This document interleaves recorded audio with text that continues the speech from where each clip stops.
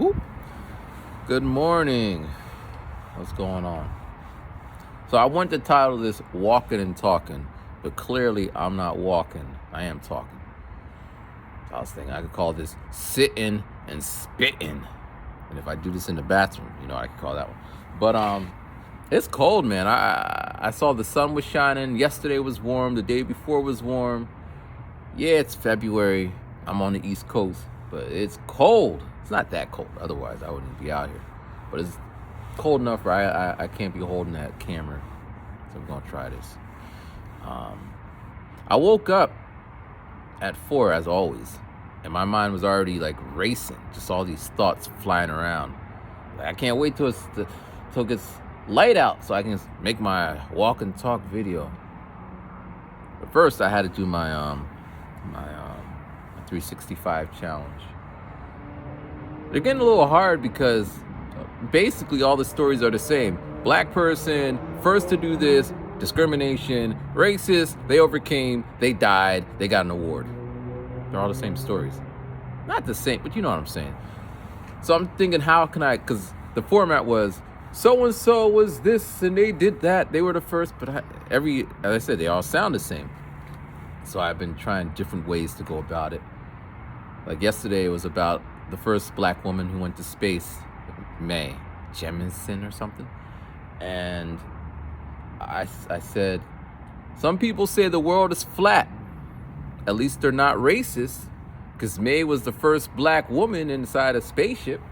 Because, they got for them to acknowledge that a black person didn't go to space or went to space would mean that we're making strides. It's kind of deep. And then I said, you don't got to be a rocket scientist to state this.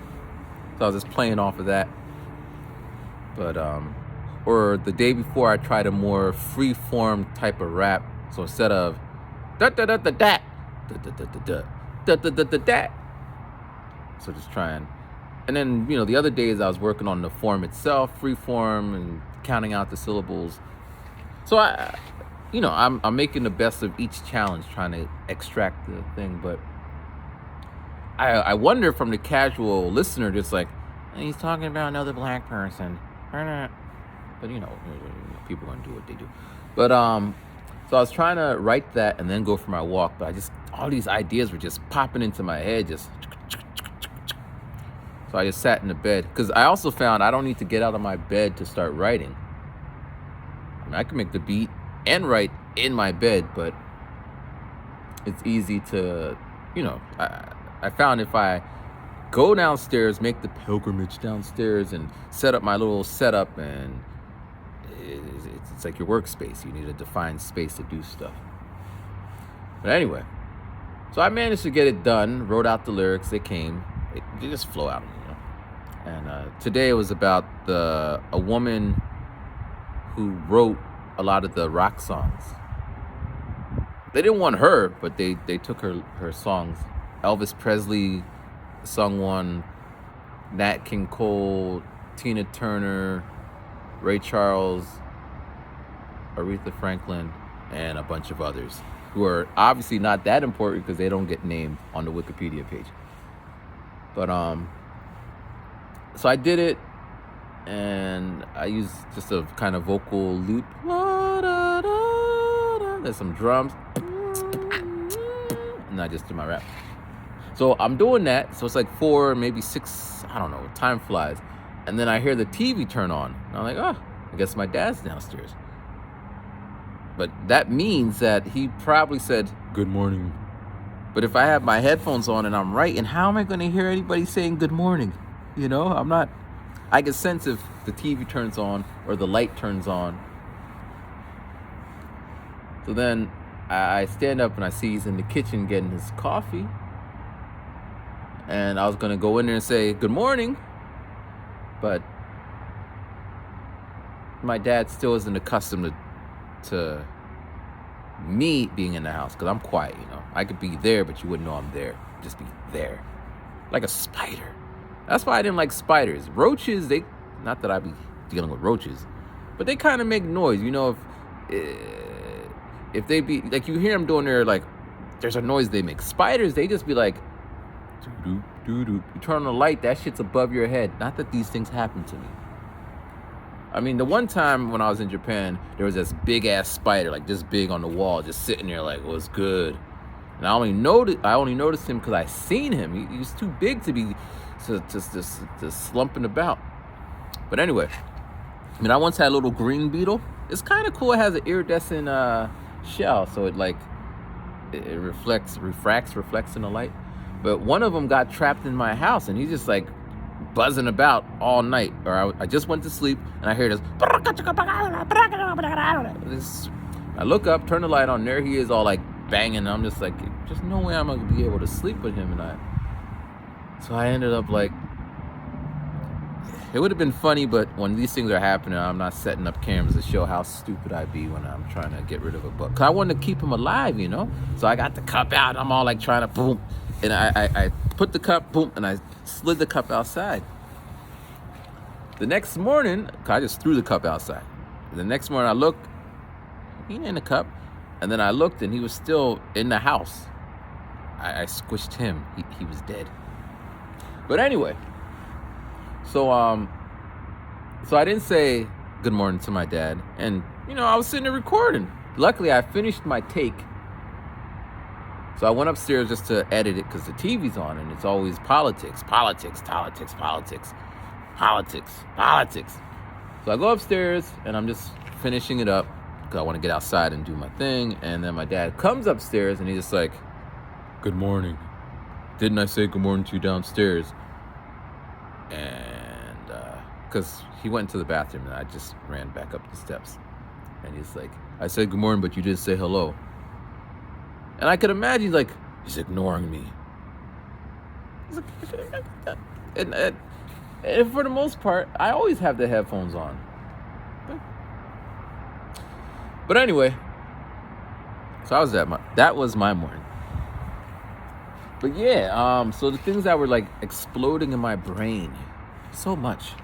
I'm gonna try to get them all. Oh yeah, I want to say, I guess I'll put this in the title. This is an interactive one. It's interactive as me posting a video and it's not live, but this is interactive. I would really, really appreciate some comments in there answering some of these questions because I don't know. I'll start with an easy one. Maybe it's not that easy, but it's a light one. All right, 3 days ago, Thursday, there was an open mic poetry night at the bookstore. I was gonna go and perform. But when I came home, my dad was kind of, I guess upset. I don't know. That morning when I went to say good morning and I'm going to work, he's like, "Can you turn on the TV?" He could have said, "The TV's broken. Can you fix it?" But he said, "Can you turn on the TV?" I go to turn on the TV. It doesn't work. He says, "Yeah, it doesn't work." Or he didn't even say that. Just clearly we could see it doesn't work. So I'm starting to fiddle around with the remote trying to figure out what it was. You know, old people like to push a lot of buttons and, you know, sometimes they unset things as us young kids used to do. It's the circle of life. So I'm sitting there, because it said TV and nowadays nothing's TV. It's your HDMI that's connected to the box that's routed in. You just got to bump it back to that.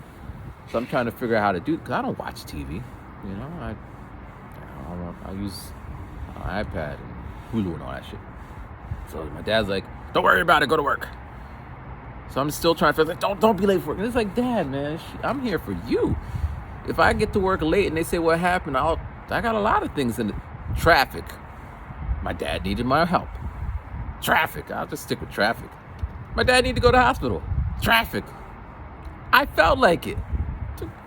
I mean, so I got a couple legitimate ones that I could use all the time because the highway I be driving up, traffic be crazy like that. But he practically kicked me out. So anyway, all right, I'll be back later. Actually, I had therapy that day, so I was like, I'll be back a little late. So I go to therapy and I come home, I'm speeding, boom, boom, boom. And I see my dad downstairs looking sullen. I don't even bother to ask what's wrong or how you feeling because, you know, he doesn't look like he's happy. I mean, he's alone all day in the house, and that's a whole nother story, but whatever. And we got a TV downstairs, so he's watching that one. So I'm like, is the TV fixed? He's like, no. So I go upstairs, and then like after 7 minutes, it's fixed. It was simply just change it back from TV to HDMI. And so I run back downstairs like, he's fixed. And he says, so then I was going to go, the plan was to come home and then eat a little something and go back so I can go to the poetry open mic. But I didn't want to leave my dad all alone when he was sullen. So I just sat down there, and it's not like we talk or anything, but I just sat there, so just keeping him company. And then finally, after like 2 hours and whatever, he went upstairs. So then I put on my cologne, hopped in the car, boom. So it was like 7:30. I get there around 8, and it closed at 8:30, or the open mic ended at 8:30. So I just got the last 30 minutes. All right, so here's the first question, or here's a scenario, and then here's a question. So I get there, and the guy who's up there is like, hello, my name is whatever. I am a them. And he does his poem. Couldn't really hear it. There's a microphone, but a lot of the people didn't want to use the mic. So it's like, if you ain't that close to them, you can't hear them. They don't project, so just... And then another person goes up, and she's like, I'm a their pronoun gang. I don't know what she said. And so I'm thinking, well, if I get up there, what am I going to do? Probably this one. This one is just like locked in my memory. Like the new stuff, Moon Rock and Music Is My Therapy, I couldn't really pull a song out from memory easily. I didn't really perform it. But this song that was in my brain, I think I wrote it right when I got to Japan. No, this would be... It would be right after college, when I came back from Japan, and then I went back, and then I came back, and that time I had a girlfriend, and we're doing that long distance thing, and it didn't work out as these things happen. And I wrote a song, and the first verse was like, I don't really want to have to write a song like this. Can't feel happy when I feel so pissed. Why does everything I see remind me of Miss? I smell her perfume when I'm taking a shit. I daydream about her at night. I can't sleep. They say I got issues, but the subscription's free. You could read all, So I'm thinking, if I do this song, are people going to be offended because I'm throwing around the misses and the hers? Because a lot of my lyrics are like that. He went here and he saw she, and she saw him, like what they wanted to be, but oh man, he's disrespectful. But as I said, it ended, so I didn't get to perform. So the last person who went up was a female, or atomically female? I don't know. I think her name was Jack. I don't know. So she gets up. She's wearing it's like a sweater, but a thin sweater, like a cashmere looking thin sweater, and she's not wearing a bra. She's like 20 something. And as she's walking up, her boobs are all like bouncing around. She's not wearing. You can see everything. You can see everything. It's not see through, but the material was like. I can't explain this, and this is where I need you guys' help. But it was like just. So she gets up there, like she walks, and you can see everyone, the theys, the thems, the he's, the she's, all just kind of watching her bounce along. She gets up there, and then she kind of. She did like this 10-hour poem. It was a long ass poem. Again, she didn't use a mic, couldn't hear, but she was all like, as if she was aware that her boobs are hanging out. Now, it was tasteful. I'm not saying she was like, and I don't care what you wear. Like, man, I do nude photography. I did. I mean, I still do if it was feasible now. That's kind of hard. I mean, anyway, so then after the thing ended, they're like, all right, all the poets come up and we're gonna take a picture. Anyone who wants to take the picture? And I'm like, I'll take the picture. So Mrs. Sweater Boobs was there on the end, and then this end. So I take the picture, and then I saw that they posted, because I follow them to find out when these things are going. She was cut out of the picture. So I think maybe because she didn't want her boobs making her picture getting banned. I don't know. So my question is, and mind you, I've been in Japan for 15 years. I only been home for a year. I did one summer, but I was in duress. This summer I'm gonna be out. I'm gonna be doing some shit. But so do people get offended if you use the wrong pronouns? And because again, I wasn't in the States. When I was in Japan, I was not paying attention so much to what was happening out here. When when they stormed the Capitol, I heard it as always because one of my friends was posting it. I didn't. So what's that about, man? What is that? Now, I probably would have asked her. It might have been weird, but God, I just asked these questions because that's the only way to know. You got to go to the source. Like, excuse me, you're not wearing a bra, right? Like, would she yell at me? I have the right. I don't care what you wear, but it seemed like when you're up on stage, you were kind of hiding the fact that you're not wearing a bra. If you knew that was the circumstance, then why don't you? I would go that way. I don't know if I would because it seems antagonistic on my part, and I don't go out of my way to be that way. But anyway, so that's my first question. All right. The day before that day, I was at the bookstore again buying some books for my plan. So I bought the book How to Win Friends and Influence, Dale Carnegie.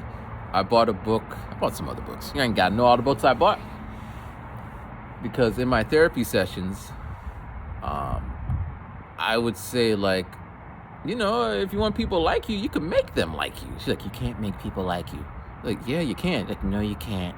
Like, but I'm not going to go back and forth. Plus, it's not the point of why I'm there. We're there to make me whole. But she's just talking about what you don't know. You can't make people like you. Now, is it tiring? Yeah. Exhausting? A lot of people who are like that, they seem like if they host parties, they usually be all like, oh, I'm so tired. I don't exert much pressure or exert much effort. Hey, what's up, Matt? You might come off cold and cool, like, oh, he don't got time. But just doing my thing. You want to know about me? Come to the corner where I'm standing. We could talk, and that usually happens. People will kind of migrate to where I'm standing, and then for the whole night, we're just talking. Oh, wow. Could be in a train station. But in a party, I'm not going, hey. Plus, I feel bad that, okay, I don't want to talk to this person anymore. I don't want to lie and be like, gotta go to the bathroom, because I really don't. Gotta get another drink. I'm not drinking. My friend just came in. I came to the party alone, so I'm kind of stuck there. And then people see my stuckness and they come over because it's a thing. Like, when I used to go to the clubs with my brother, since I don't drink and this is before Japan, so I wasn't dancing in the clubs or anything.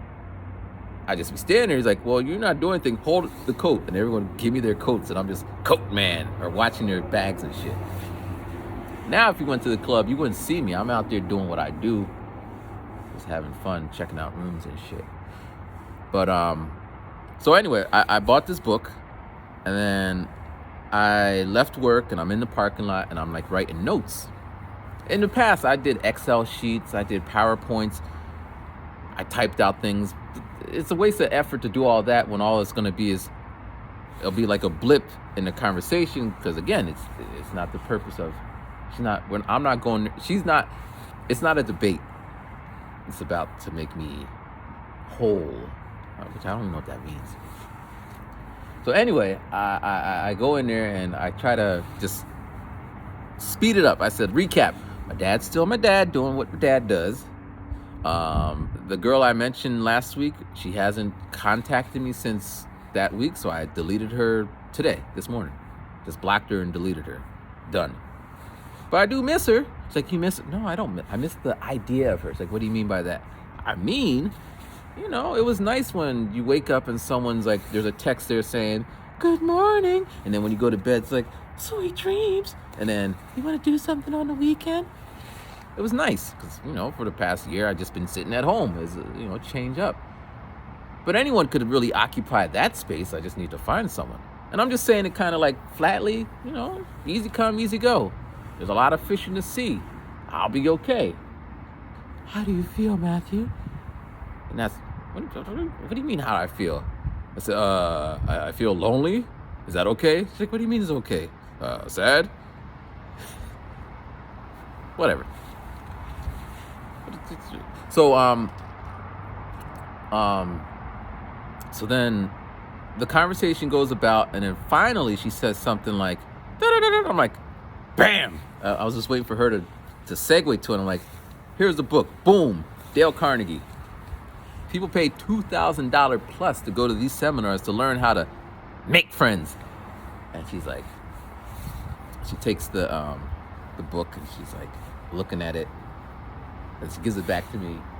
And then she asks for the book again, and she's looking at it, and she's like, this is fascinating. Because there's a chapter that says how to make, I read the book once on my own personal journey, and then when I got to business school, it was required reading. You must read the book. And when I went to the class, I'm like, isn't it better to be your real self than being a fake person? Because if you're fake, it's not genuine, which is, and the class is just like, that's Matthew being Matthew. So what the fuck's wrong with everybody? I mean, I feel that way all the time about a lot of stuff, because it's just, so anyway, so that was one in the war against the therapist and I. That was one successful strike. Even before we got into the session, I was doing the research. So I went into the office early to start writing on this paper, because I'm just gonna do it right now instead of wasting a whole week trying to come up with an airtight argument, which you could just say, oh well, you never know. So she, I guess the client before me canceled, so she's like, hey, you want to come in early? And I'm like, sure, because we usually end later than it's our sessions. We go to like an hour and 20 minutes. So whatever. So I had a blue pen in my hand, because that's what I had, a gel pen. And then she writes my name, and then I'm supposed to sign it. So she gives me the pen, but like I already have a pen, and I go to sign with my blue pen. She's like, stop! You gotta use the black pen. And then there was two other therapists in the office, like, really? Because they look up, because she was like, ah! And they look up and they're like, really? She's like, yeah, I gotta be black. And I'm like, okay, miss, okay. So I write my name. Now, there's the times, but where the top of the papers, it was written in blue ink. So it's would it be messy if it goes black, black, black, black, blue, black, black, black? Maybe. And, in school, the kids, they don't use pencils. So they use pens or markers or color. There's one kid who writes in a highlighter. I'm like, dude, you're not going to be able to see that. And then for the marker writers or the pens, when they make a mistake, they got to like, why don't you use a pencil? I don't like pencils. I have a plan for them. I saw Staples. Well, I saw Amazon had boxes, like $12 for a box of 250 pre-sharpened pens. I'm gonna buy that and kind of make it the thing. I don't have it. Boop, boop. I was gonna get them like the fancy ones with the leads, but it's too fancy and distracting. All they ever do is, you know how kids be. Anyway, so we get in there and we're talking, blah, blah, blah, blah, blah, blah. And then I'm trying to make a point, as I always try to do, just to kind of bring her into my world, even though she's been my therapist for the past, it's almost been a year-ish. I think we started in April. But, she's still trying to, I don't know. She's, doing what she believes is her job. So I say, it's like people who are left-handed. That's how I feel. She said, what do you mean? You know how people who are left-handed are forced to be right-handed. Like the way things are built is for people with right hands. And if you're left-handed, you just gotta either adapt to it, fumble through it, or buy the things yourself to make it more comfortable for you. And throughout history, some kids would get beat. Like, you're writing with the wrong hand. Bah! and then and that's how I feel. I feel the way I do my things, people want to metaphorically beat me over the head like that's not how it's done. You can't do it that way. And it pisses me off because yes, everything is the way you see it, like right hand world. Everyone's right-handed, so everyone does it. But there's people who, for whatever reason, that's how they do their thing. And if you let them do it the way they do it well. Like a left-handed person could write beautiful if they have beautiful handwriting. And then she said, can I tell you something? Can I tell you a story, a personal story? I like when she does that because it feels like she's opening up. Because I don't go in there and be like, so how's your day? How are the kids? Because this be weird. Now, every now and then she throws in a little antidote to her detriment. And that's a thing about me. You know, if you share stories with me, they become,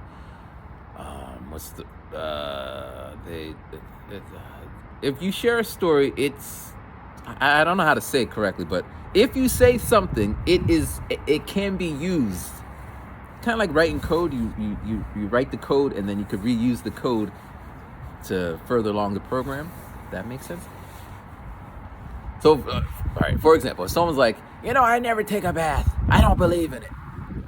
Okay, I'm not judging. Hey, you don't take a bath. There was one time when I was working at the factory and I was working 16-hour shifts back to back. He said, how could you? Yeah, I was just working. I would just come home. I wouldn't take a shower because what's the point of taking a shower? I'm just going back to the factory. Like a week would go by, no shower. And yeah, that was just that particular thing. But hey, if that's, I would. So again, I'm not judging. So then, if someone comes along and it's like, yeah, they say that they don't wash their dishes. That's so dirty. My mind will just automatically just kind of file through this and pull out that file. But they said that they don't take showers. They don't like it. So what's the difference between them, the person eating off dirty dishes? You would think they would be symmetrical in the way of thinking, and it just befuddles me. How can they, and the steam's coming out? Not really. Because what I want to say is, what the fuck you talking about? You don't take showers. That's what you said. But I don't want to, again, I'm not trying to be antagonistic with anyone. But it's like people don't remember what they say. Now, some people are guarded. They don't say shit. They might be doing shit, but they don't say shit. They're safe. Because at least no one can say, you said you did. But other people, they just be saying shit. And usually this occurs for me is like, if I'm talking one-to-one with someone, we could talk for like hours. They're going to keep it 100 with me. But then if it's me, them, and their friend, then all of a sudden, it'll be like, what'd you do last week? I just stayed home. Like, yeah, I stayed home working on music. Oh, you worked on music? That's nice. Yeah, I'm trying to work on music too. You're so inspirational. I'm just doing me. And, that's the conversation. Then we're at a party or whatever, and there's another person there, and they'd be like, yeah, last week after I came home from that party we had, I got fucked up. My head was pounding. I couldn't leave the house. I was sitting there throat. That is a different story than you were just sitting home. And there's no equal to I was home working on music. You were home because you had a hang. Like, and then it's like, all right, that's the story. Why didn't they say that? I didn't ask. And usually it always falls under that. I didn't ask them if they got so drunk that they couldn't, or the reason, you know what I'm saying? Like, so anyway, we got off topic, but we could bring it back. Left-handed, I guess there's, she's like, so she said this, she said, her friend is left-handed, and she, the therapist, she bought her left friend, spatula that is left-handed because it curves this way, so she bought her the right one because, watching her cook is, I don't know what you're saying. And she's like, do you know what I'm talking about? Or do you see, I don't know what she said because I was already onto, again, it's a war. It's a silent war, but I'll take it. I'm not, anyway. So I said, that is my point. She said, what do you mean? I said, because preceding that, she said something like, every time I talk about people, she's like, they care about you. And I'm like, yeah, they care about me, but they're just doing it because that's just the thing to do. It's like, no, but they care. For example, if you walk into a room and you're all sniffly, most people are going to say, are you okay? Are you sick? Because that's what you're supposed to say. If you say, my mom died, the thing that you should say is, my condolences, when did it happen? Or be silent. And this happened to me. I'm at Best Buy and I told a guy, like, I came back from Japan because my mom died. He didn't say anything. He just kept going on with what we were talking about. I was like, all right, that's kind of weird, I guess. But you don't have to, and it doesn't detract from what I thought of this he was a young guy doing things with his life, just trying to better himself. Said he read books and all that. But so when someone says my condolences, or if you need anything, or are you sick, or I'm sorry to hear that, do they care, or are they just saying it? I don't know. And on some level, I think all humans care about other humans. You see something and you kind of like, oh, that's bad. You hear about a shooting, you go, oh man, another shooting. A sigh of, when will it end? Like, that's the human thing. I mean, if someone was all like, yeah, another one, like, that would be weird. It's because that seemed like they want the shootings. I mean, I met a guy at work in Japan. He's like, I like to take my BB gun and stand on the roof and shoot at people. And his friend's like, yeah, like on some Beavis and Butthead. Yeah. What the fuck's wrong? I don't say anything, but it's just putting that file. Like, if something happens and they come around asking me questions, yeah, this motherfucker was weird. He was talking about shooting people with BB guns. Yes, he was.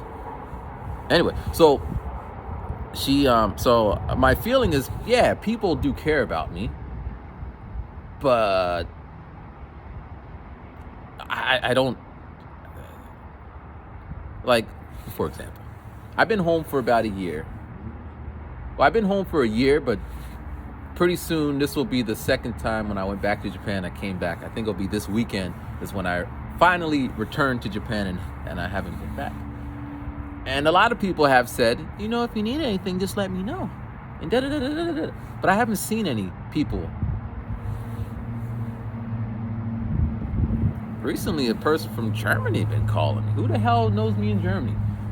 Text me if you're watching this and you live out in Germany. Text me. Don't be calling me. I don't know what that's about.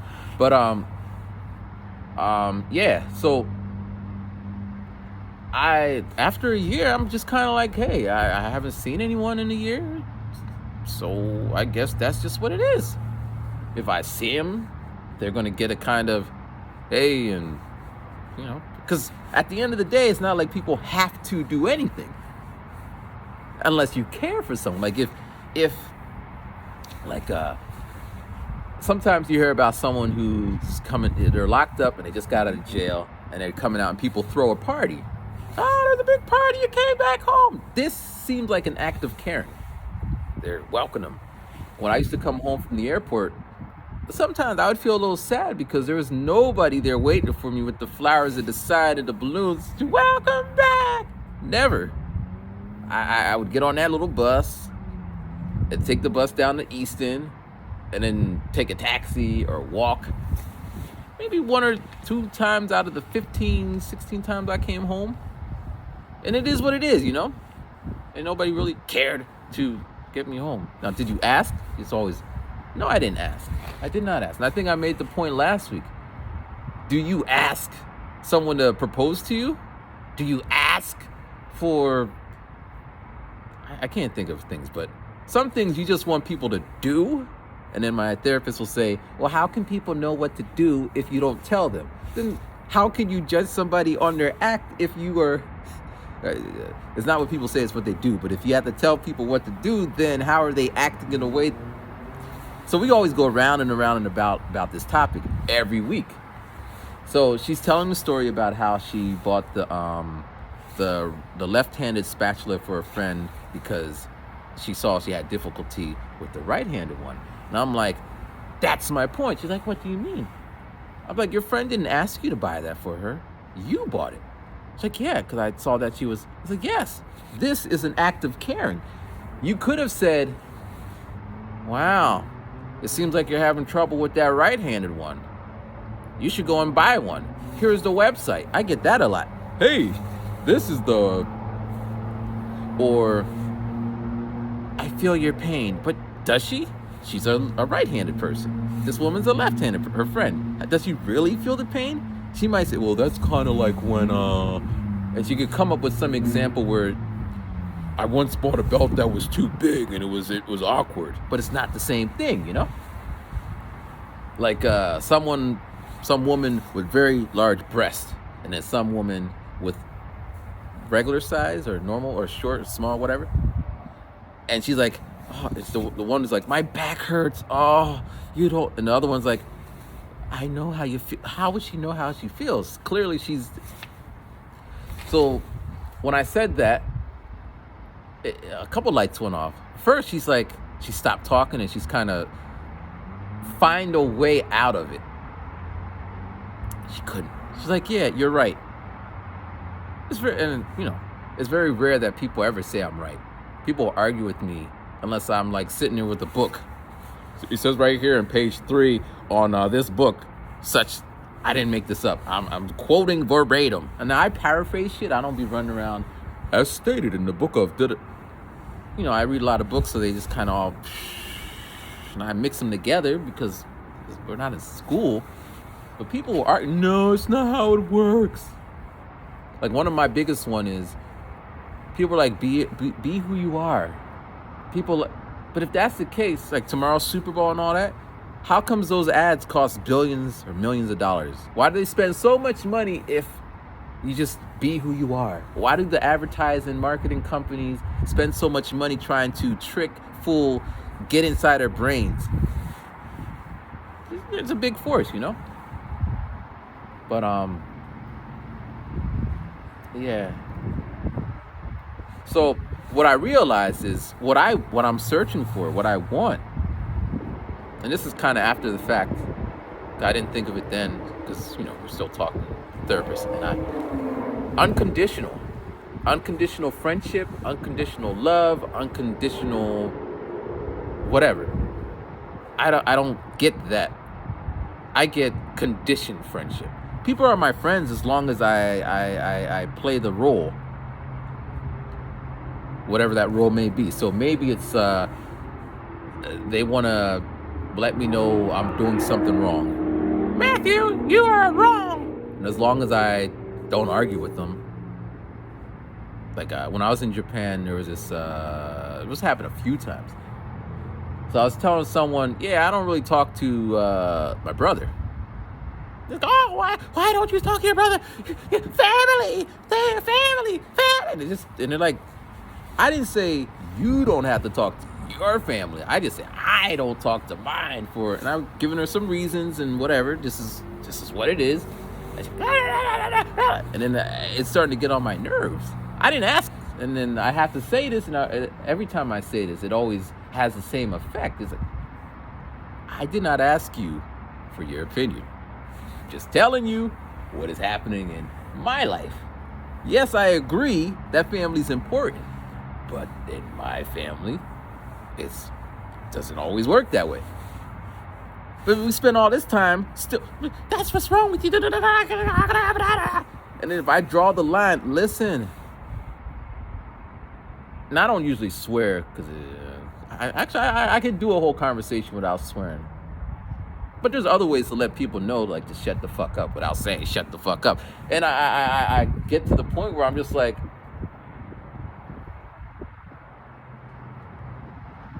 and then they get like, and then we never talk again. It's like that. And that's the way it is. Now, every now and then we might circle around. There was one, we were talking about religion. And she was going on about da-da-da-da-da-da-da-da. And I'm just like, I don't want to encroach on people's religions or their core beliefs. Because you have them. That's what makes you, you. But then if your core belief is like punching my core belief is just sitting there like, can we get at her? Like, no, man. Like one time one of my friends, I could say she's a friend. Of the few people I would be like, that's a friend. She hit me up. We were talking. She's like, you cheated on your girlfriend. Or she's like, why did you guys break up? And I said, I cheated on her. She's like, why'd you do that? And then for the next hour, she's berating me. That's the problem with guys. And I'm sitting there like, but you asked me. Why ask the question if you don't want the answer? But what's worse, she cheats on her boyfriends or whatever. The last time we spoke, she was like, yeah, they were married, but I felt bad. I fucked up.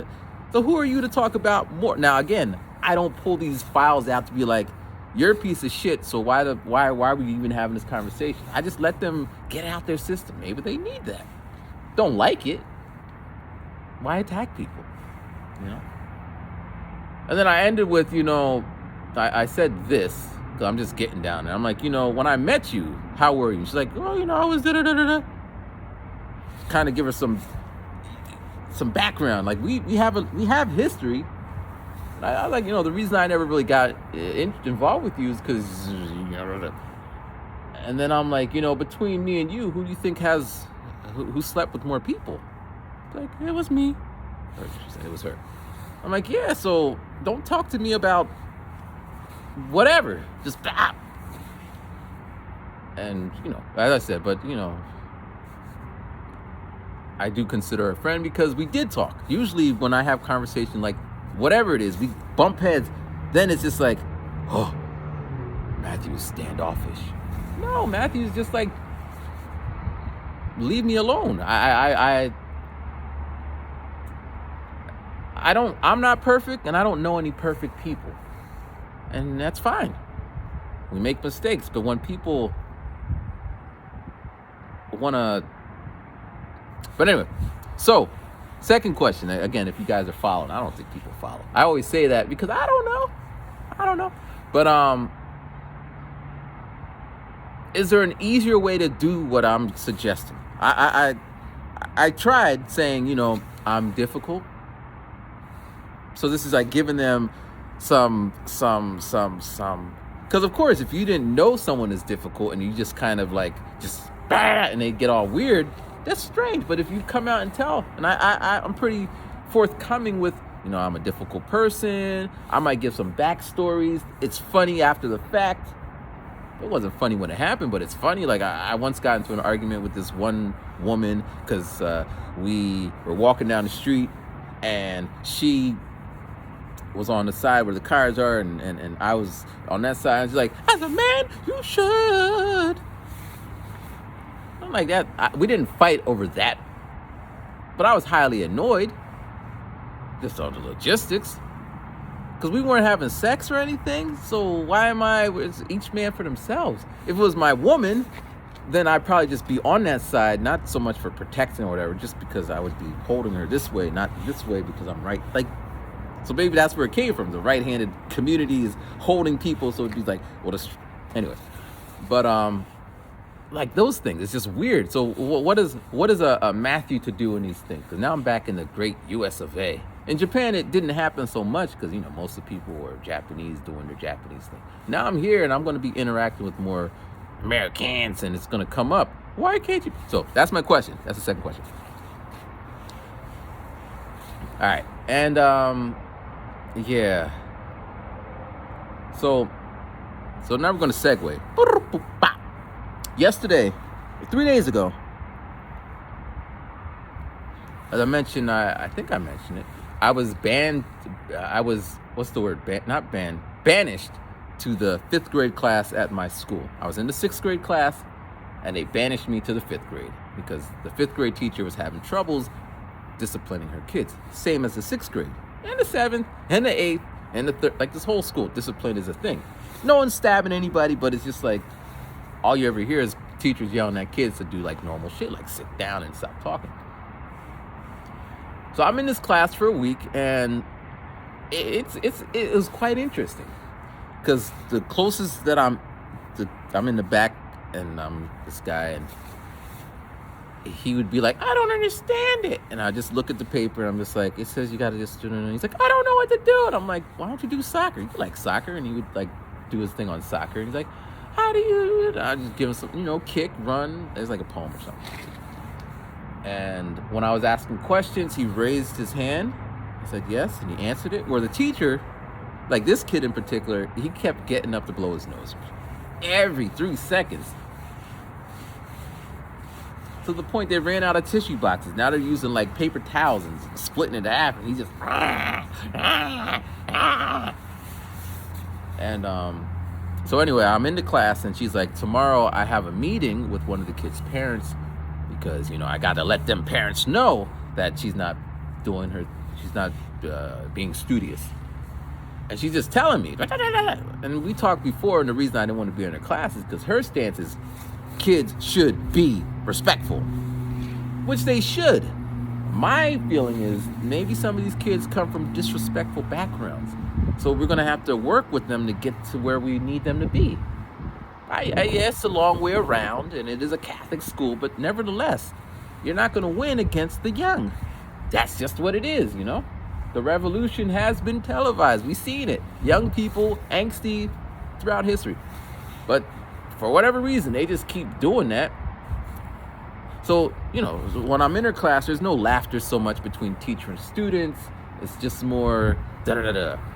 And a lot of it is just the way that she does it. Like, and I'm not harping on her. I don't know her background.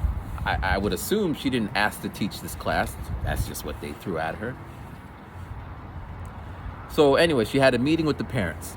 And she's just telling me, yeah, the parents, last time I gave the daughter detention and the mom took the daughter out of detention and da-da-da-da-da. And I'm just like, the way she was describing her mom, I said, well, maybe it seemed like the daughter is modeling the behaviors of the mom. She's like, yes, that's what's happening. And I'm just like, so what are you going to do? You're going to have a meeting with the mom who doesn't really give a shit about what you had to say? And then she threw in, yeah, and the dad was a principal at the school. So their legacy. And they're not going to take them kids out for whatever. And if it comes between me or the kid, it's probably going to be me. And I'm just like, wow, you got to restructure your argument. Because if you're trying to win, see, I'm more of a slow person. Like, people don't get, not slow in like the slow, but you slow down and you watch. And then people are going to make, and this is why the therapist is going to be tripping up, because, after a while, people, they got a rhythm. They're going to do what they do. And you're going to see it. Like you can see this with people who drive. They could be the nicest people. Da, da, da. Someone cuts them off, and now they're speaking and yelling and if they had a, like, see me when I'm driving. Car cuts me off. I'm like, okay, I see you. Hopefully you get to where you gotta go, because it must be important that you cut people off on the road. And back to what I'm doing. Now, when it comes to danger, one car like just slammed on a brake, and then I slammed on my brake, and I had to turn, so I go off in the car behind me, and I'm like, oh, my heart's like, and I'm like, I'm glad to be alive. I'm glad there's no accident. I'm like, that's my mindset. Why am I gonna be? But that's just me. And I know not everyone is like me. But if you watch people, that is how they are. Circumstances, like what makes me mad, what just blows my mind is like if I'm talking to customer service. Hello, I like to talk about this product that I bought from your store. And the lady's like, lady, man, whoever, like, I'm not familiar with, why am I calling customer service? And I start saying, why am I talking to you if you don't not, why am I calling customer service if you're not able to service the customer? Well, you see, then put me to the department that can help me. Well, and it's like I have no time for that, because that's their job. Especially when it comes to Apple products. Don't tell me you don't know. This is supposed to be the what do they call themselves? The Genius Bar and all that shit? Anyway, let me stay on track.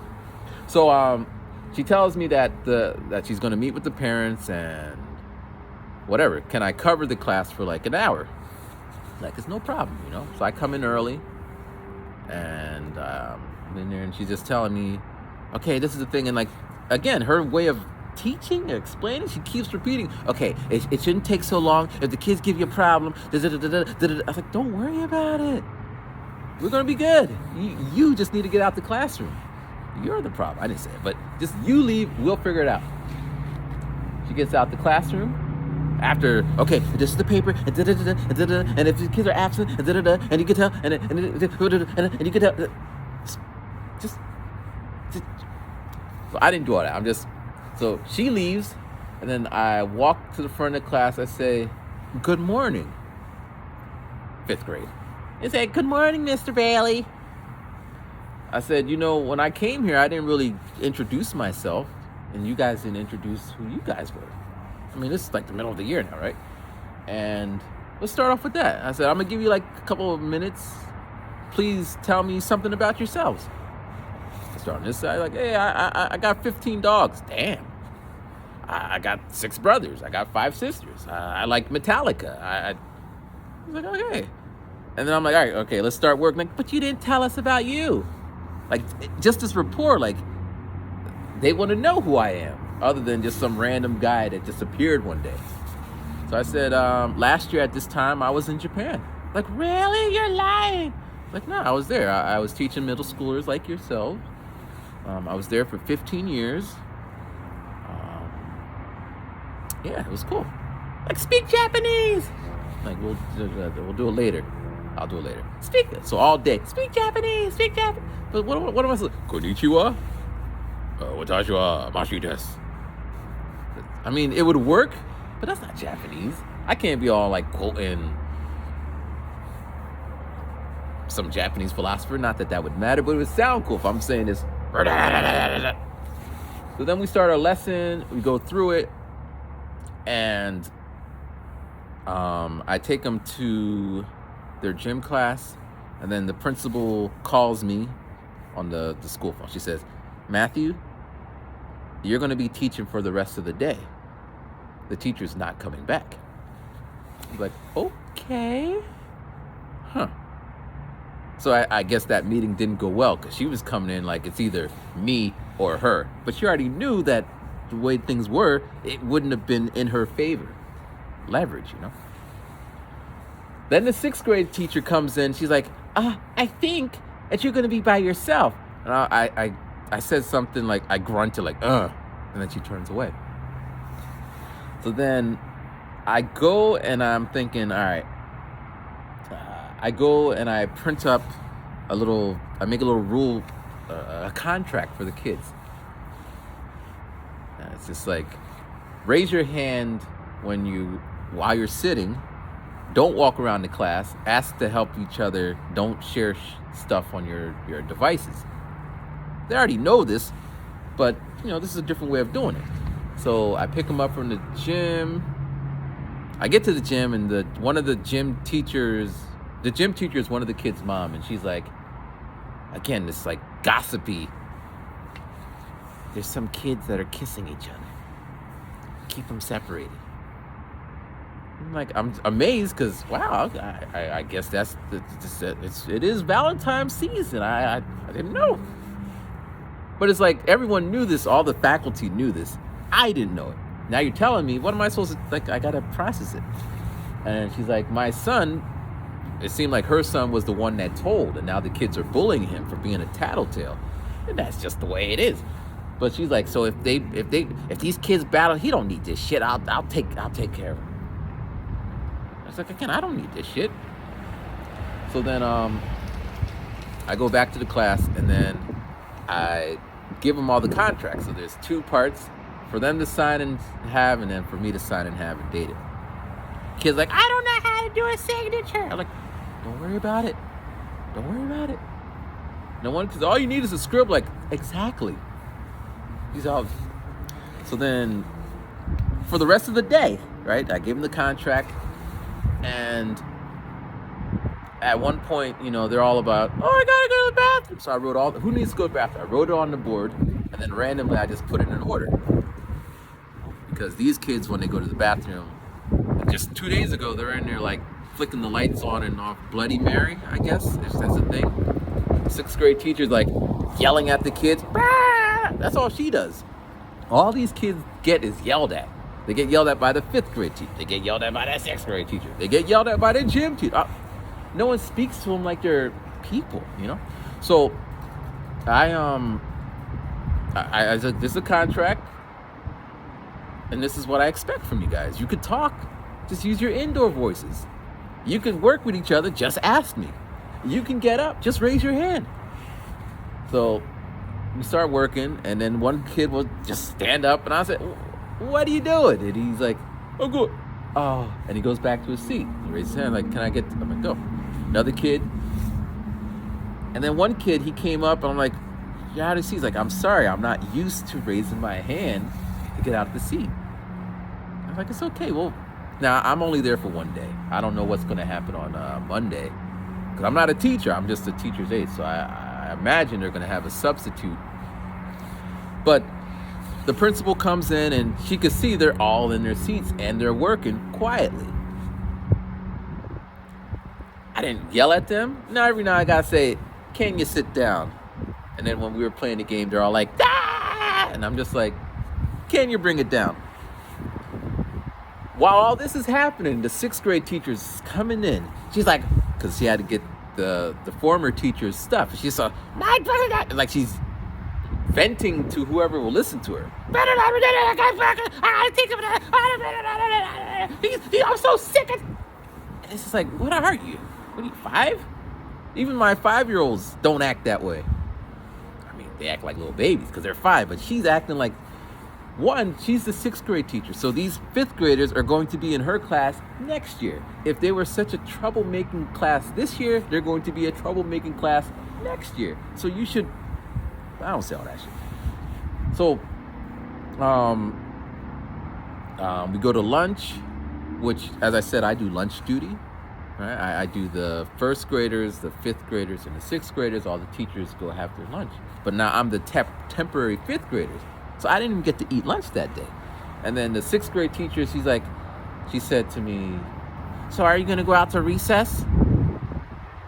I said, I don't know. She's like, legally, I can't be in control of, can't be responsible for all these kids.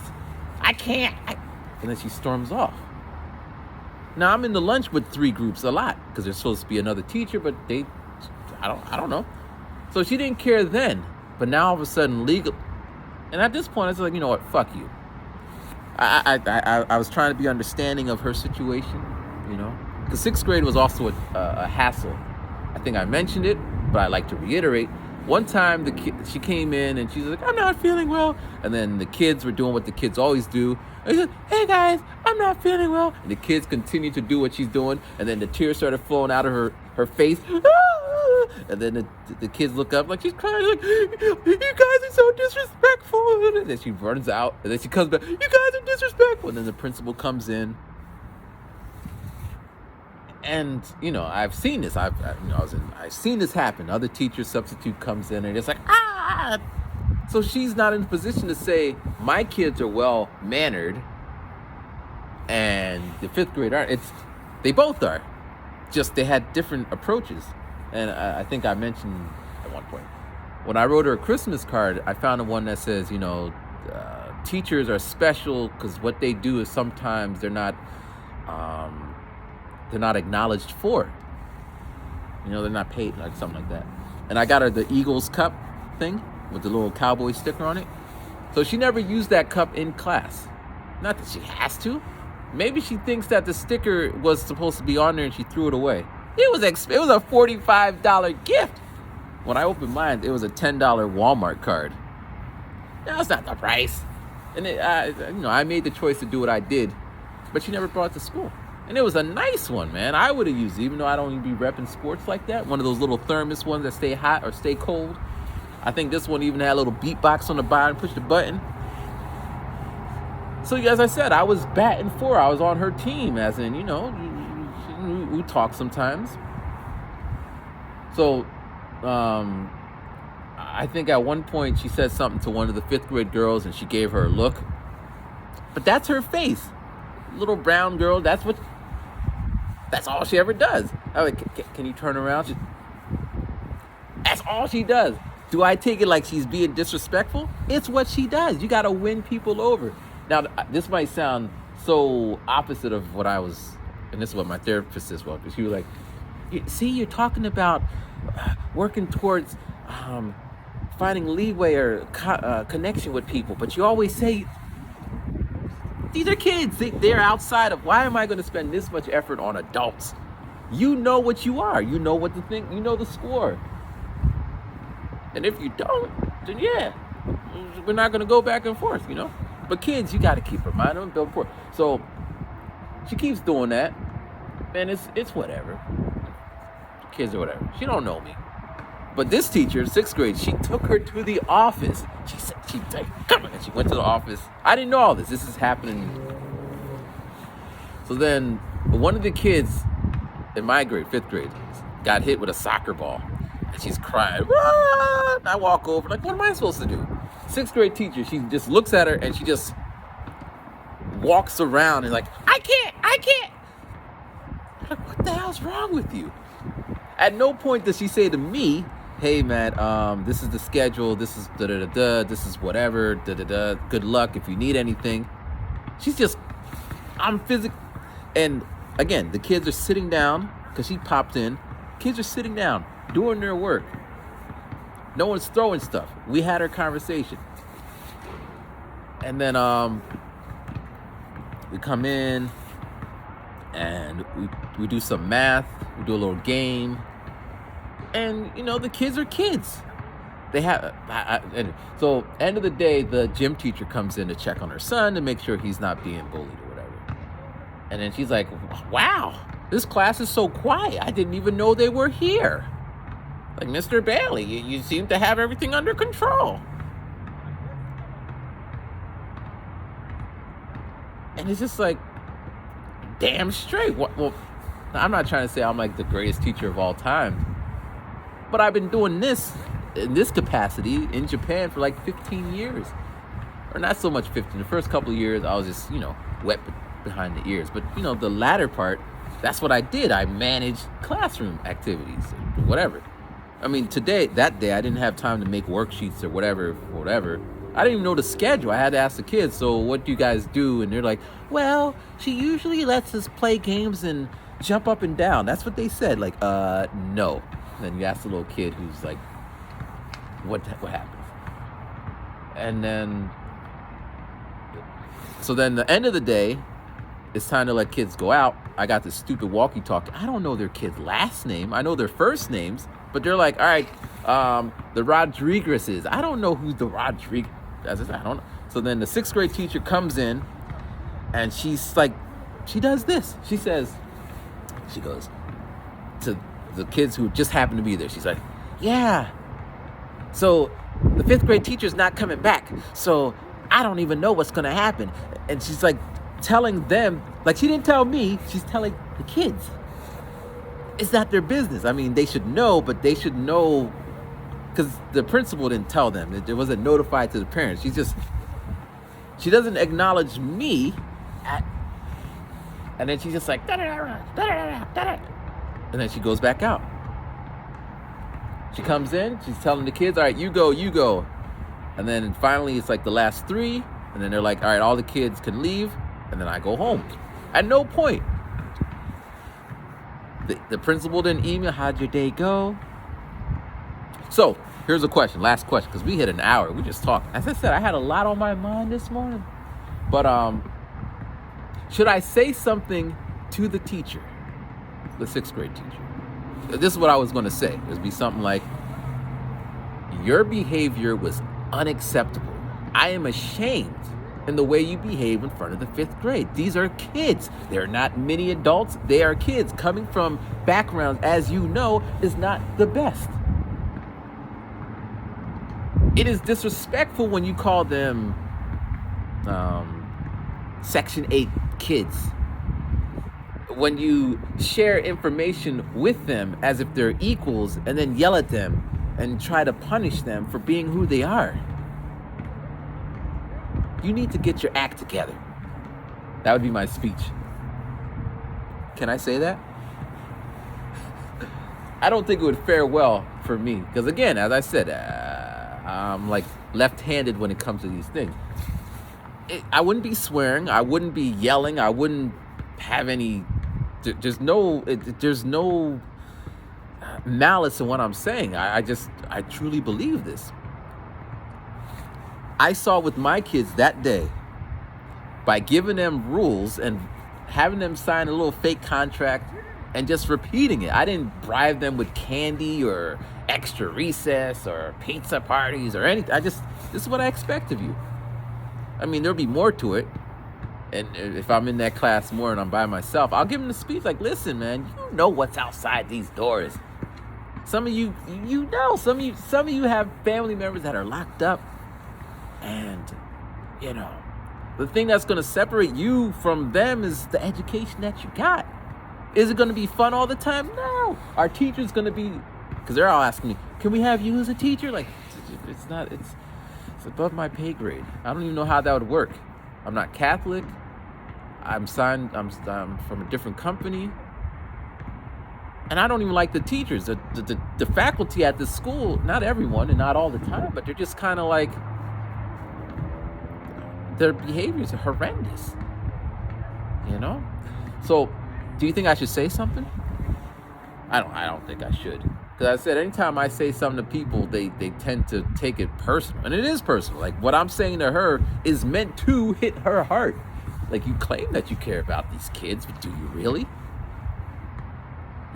You claim you're a social justice person, but are you? No, I don't be hugging kids. I don't be pretending to like the things they do. So they show me a drawing, I'll be like, that looks like a squirrel. You say that's a horse? But you're not getting extra shit from me, within reason, whatever. But that's about it. That's everything in a nutshell. As I said, I had a lot on my mind, and now it's all out, and I feel good. Because when I came home yesterday, Friday, I wanted to tell someone, but I can't tell my dad this, and therapy's every Thursday. So by the time Thursdays happen, we're gonna have Monday, Tuesday, Wednesday, Thursday of some bullshit. The teacher quit. She literally came in on that day with the intention of saying what she had to say to the principal and to the parents, and hoping for some kind of justice. Maybe like 3 days out of school, to let them know that the student got to respect the teacher, respect authority. But she probably got hit with, hey, you're a bad teacher. And she's not the greatest teacher. Like, and again, I've learned this because in Japan, some kids could speak English because, for whatever reason, and some kids couldn't. So some lessons you couldn't just try the best you can, because they can't. And when you can't try something, it makes you sleepy, bored, disruptive. Like in my class, the kids that always get up to blow their nose, it went from, they got up 20 times to 5. When it came to bathroom breaks, they went up because everyone's name is on the board and you can't go until the next person comes back. So everybody went, and then the person who had to go, that's your order. It was random. That's your order. You'll go when your name's like, but I'm last. And then someone's like, can I go? So you're no longer last. You're second to last. And then another person. And then as they were going, and they would go up there, do their stuff, and then come back down. And then when the principal came, the boys were slower than the girls. And the boys like, how comes the guys take so long? I don't know how he phrased it, but he's like, their equipment is not so difficult. And then he started to explain, and the principal's like, hey, we don't need to hear all that.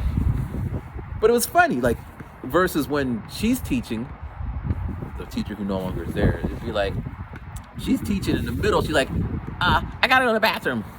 Can I go to the bathroom? And it's just this whole, where this way, I don't know if it's gonna work all the time, but there was order.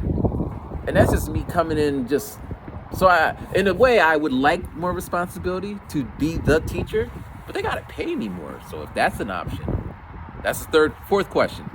If they paid me more, do you think I should become the teacher? Now, the reason this job was nice is because, I'm my dad's caretaker. So in the event that he hurts himself, I would have to be at home with him all day long. Another story, another time. But for now, he's He's doing okay, doing whatever. Oh man, this is getting longer, but I just want to throw everything in there. So I'm gonna end. Well, this is a little. So I'm reading Lady Day, Billie Holiday, Eleonora. What's her last name? Eleonora. Her last name not even Holiday. I mean, it's her dad, but that's not. Anyway, so I'm at the point. So all up into the first part of this town, how she got to the height of where she was, and then at the top where I'm at now, and it's kind of going this way, is when she started to get into drugs, and she got locked up, and all that stuff. And I think I was talking about this, and I kind of got off thing, but this is unconditional love, unconditional friendship, unconditional that.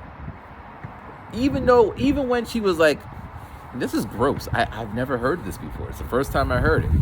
So at one point, she couldn't find a vein to mainstream. Is it mainline? Well, all types of shit. It might even pop up in a rap. I got the anyway. Let me focus. So she couldn't find veins to get it in her system, and for the most part, she was doing weed all the time and drinking and whatever.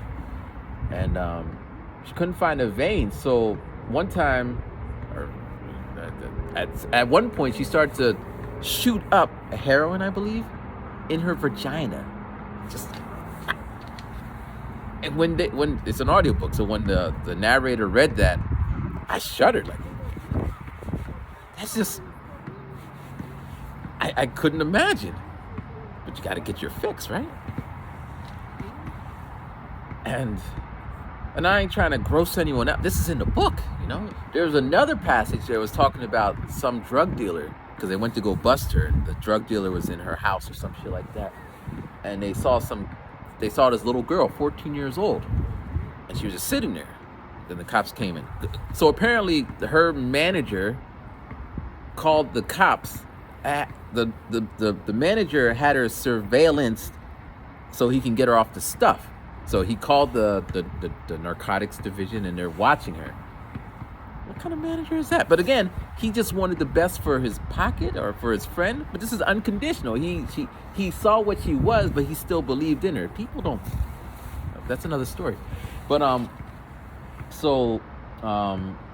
they go into the room. They see this little girl, 14, and then they're like, "What's wrong, little girl?" And then she starts crying, and then she opens her legs. There was some random guy there or something. So she opens her legs, and there was a needle in her vagina, just like dangling there. And that, when it was Billie Holiday doing it, that was just disgusting. But this is just atrocious. Like, that's beyond fuck. Like, because again, I teach kids for the most part. Most time I'm teaching kids, and for kids to be in those kind of situations, it's fucked up. And then, I'm teaching, and it's just like, this is the world that my kids, because, brown and blacks and immigrant kids, there's people out there in this world that are waiting for them. If they can't do well enough to get a job and stay out the neighborhood, and this is why I was going to give the speech to the stupid teachers and all that, because this is the last line of defense for a lot of these kids. If they don't love school, high school is going to be harder because teachers are fucked up. But then, I'm listening to, Billie Holiday's story, and it's just like, throughout all this, like, one lady was like saying, or one of her friends, that when she started doing drugs, her mood would switch, but they still loved her. People, I don't know, I wasn't there, but all I got to do was blink like 4 times at someone, like, "Oh, I felt disrespected by you. I can no longer be your friend or talk to you." I didn't do anything. Like, where someone who's on drugs literally steals the couch, and then it's like, the one woman is quoted like, "Oh, she needed me. She needed me." And that's where I'm going to end it. It's a bad place to end it. But that's where it's ending, because this go on forever. Actually, I'll end it with this one. No, I don't want to end it on that. Where can I end this? Let me think. Tonight, I think I'm going to go bowling by myself. That's the plan. I'm going to get all dressed up to go bowling in Allentown. Or close to my job. They got a DJ. When I bowl, right, there's a rhythm, but it's always like there's no music playing. So if there's music, I can. So, but I'll be alone, and that's the sucky part. But it's just what it is. What it is. I could sit in the house to be alone, or I could go do something. Now I'm gonna do something. All right, thank you guys for watching. If you made it to the end of this video, I appreciate you so much. And this might hurt me more than it helps me, but if you watch to the end of the video, code word is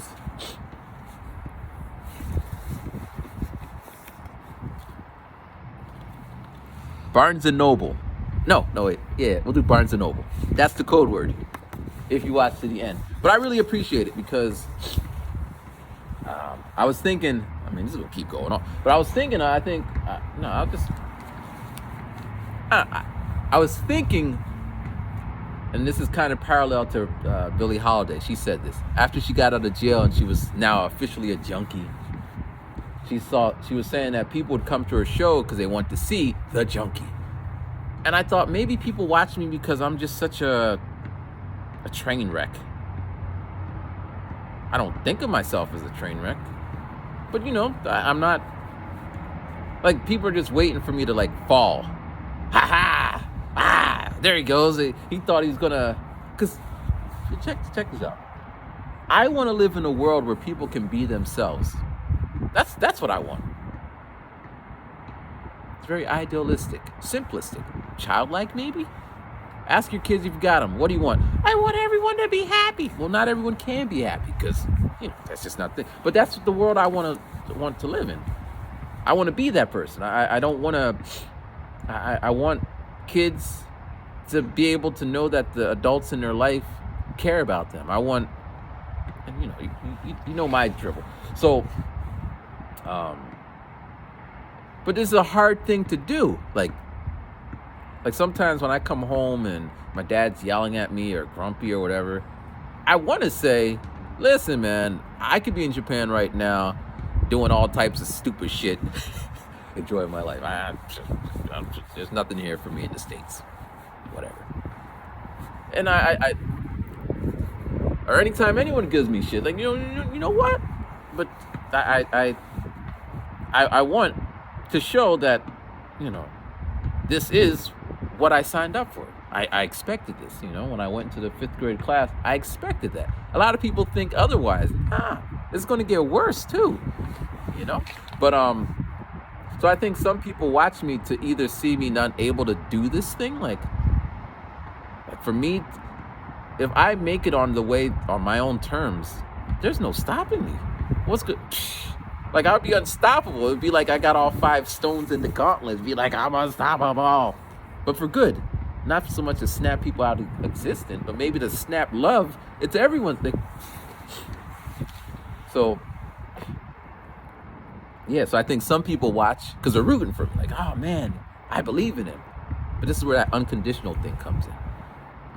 People, oh, man, this video is really long. This is almost like 40, 80 minutes. It's a long video. But, like, this is the kind of video that if the cops killed me, I mean, I don't want the cops killed me, but if the cops killed me, and this is the last thing I posted, and it's just like, but look at him, he was such a, but you know, if you watch me, you know, this is my MO,